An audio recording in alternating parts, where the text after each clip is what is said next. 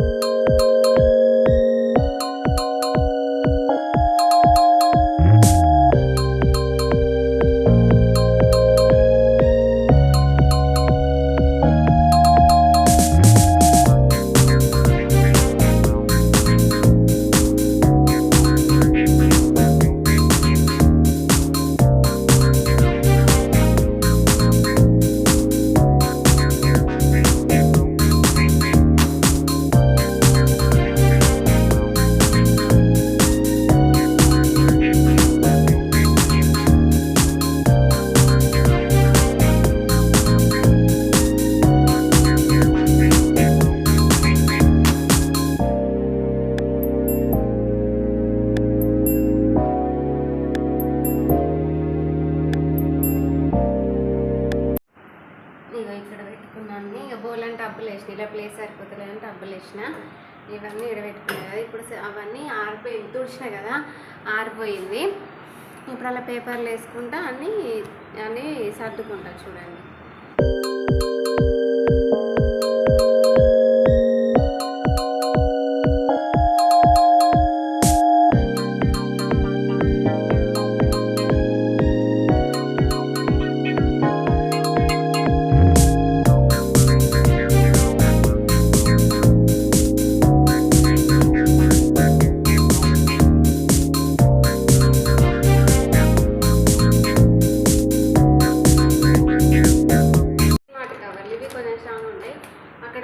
పచ్చడి డబ్బాలు పెడతాను అనమాట. కింద మార్కులు కాకుండా ఇవైతే కొంచెం స్ట్రాంగ్ ఉంటాయి కదా.